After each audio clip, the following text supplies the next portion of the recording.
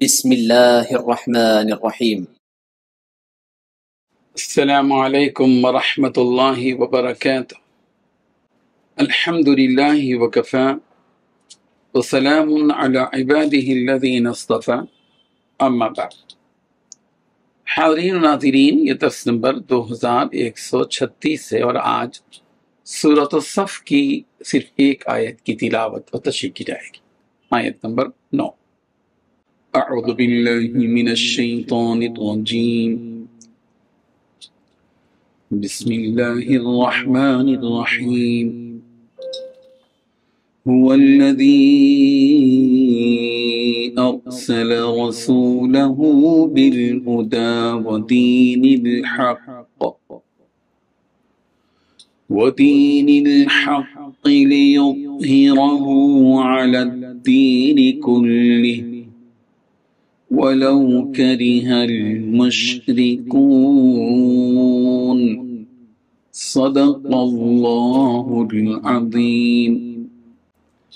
لفظی ترجمہ یوں ہے، هو الذی، وہ ذات ہے جس نے، ارسل بھیجا، رسولہ اپنا رسول، بالہدا ساتھ ہدایت کے، وہ دین الحق اور دین حق کے، لیظہرہ تاکہ وہ غالب کرے اس کو، علی الدین کلی تمام دینوں پر، ولو کرہ المشرکون اور اگرچہ ناپسند کریں مشرک.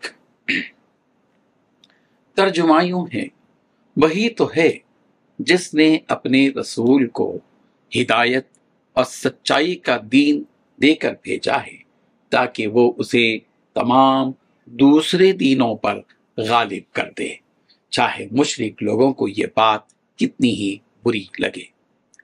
اس آیت میں دو باتیں بیان کی گئی ہیں.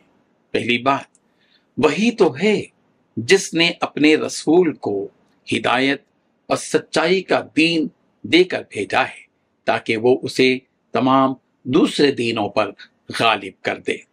دوسری بات، یہ بات ان مشرکوں کو چاہے کتنی بری ہی کیوں نہ لگے. بزرگان محترم، پچھلی آیت میں فرمایا گیا کہ اللہ تعالیٰ اپنے نور یعنی اپنے دین کو غالب کر کے رہے گا. اب وہ دین کس طرح غالب ہوگا، اس آیت میں وضاحت کی جا رہی ہے کہ اللہ تعالیٰ نے اپنے نور اور دین کو غالب کرنے کے لیے پہلے تو اس نے اپنے نبی محمد عربی صلی اللہ علیہ وسلم کو ہدایت اور دین حق دے کر مبعوث فرمایا تاکہ آپ علیہ الصلوۃ والتسلیم اس دین اور اس نور کو پھیلانے کا کام اپنی تبلیغ اور اپنی دعوت کے ذریعے کرتے رہیں، جس کے نتیجے میں دین اسلام ساری دنیا میں پھیلتا گیا.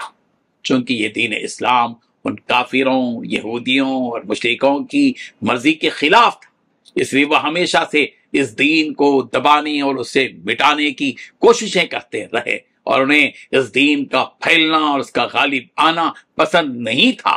اسی حقیقت کو اللہ تعالیٰ یہاں بیان فرما رہے ہیں کہ ان مشرکوں اور کافروں کو اگرچہ کہ اس دین کا پھیلنا اور غالب آنا اس دین کا کتنا ہی ناپسند ہو، اس کے باوجود بھی یہ دین پھیل کر رہے گا اور سارے باطل دین جو دنیا میں موجود ہیں ان سب پر یہ دین اسلام غالب آئے گا. اور ایک وقت آئے گا کہ ساری دنیا میں بس ایک ہی دین قائم رہے گا اور وہ اسلام. مفسرین نے اس اسلام کے غالب ہونے کے بارے میں فرمایا کہ یہ اس وقت ہوگا جب حضرت عیسیٰ علیہ السلام کا قرب قیامت نزول ہوگا. اس وقت دنیا میں کوئی کافر باقی نہیں رہے گا بلکہ سب کے سب مومن و مسلمان رہیں گے. حاتم بن طاؤس اپنے والد سے نقل کرتے ہیں کہ عیسیٰ ابن مریم امام اور ہادی بن کر اور انصاف کرنے والے عادل بن کر آئیں گے. لہذا جب آپ کا نزول ہوگا حضرت عیسیٰ کا تو آپ سلیب کو توڑ دیں گے، خنزیر کو قتل کر دیں گے، جزیہ نافذ کریں گے اور سو دین صرف ایک ہی رہے گا، وہ دین اسلام.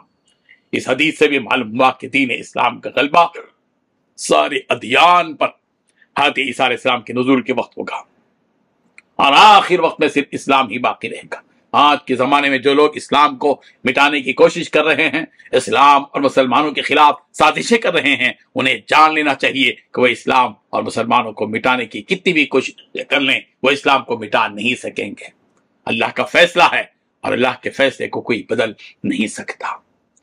بھارت کے مسلمانوں کو چاہیے کہ اس آیت کو سنجیدگی کے ساتھ سنیں، یقین کی کیفیت پر ڈوب کر سنیں۔ یہ دین للو پنچو کے دباؤ کی وجہ سے، کمزور لوگوں کی سازشوں کی وجہ سے یہ دین مغلوب نہیں ہوگا، یہ دین کمزور نہیں ہوگا۔ یہ اس دین کا نور رب زمین اور آسمان کے خالق اور مالک نے اس نور کا وجود بخشا۔ اس کا پلان یہ ہے کہ اس نور کو پوری دنیا کے دینوں پر غالب کر دے، تو دنیا بھر کی پوری طاقتیں مل کر بھی بھارت کے مسلمانوں اس اسلام کو مٹا نہیں پائیں گے۔ ہندوستان کے ہر مسلمان کو چاہیے کہ اس آیت پر غور و فکر کرے، پوری ہمت اور پورے جوش اور پورے ایمانی ہوش کے ساتھ اور پوری حکمت اور فراست اور بصیرت کے ساتھ اس ملک میں اپنی اسلامی شناخت کے ساتھ زندہ رہنے کا جوہر اپنے اندر پیدا کرے اور قرآنی ہدایات کو سمجھے اور اللہ کی کتاب کو پکڑے اور رب ذوالجلال کی وہ رسی جو آفاقی رسی ہے، یہ کتاب، اس کو تھام لے، مضبوطی کے ساتھ تھام لے اور پھر اس دین کا ہو کر جائے۔ پھر دیکھیے یہ دین انشاءاللہ ہم اپنی آنکھوں سے دیکھیں گے کہ یہ دین غالب ہو کر رہے گا۔ اللہ تبارک و تعالی ہم سب کو اس دین سے جڑے رہنے کی توفیق عطا فرمائے۔ آمین۔ وآخر دعوانا ان الحمد للہ رب العالمین۔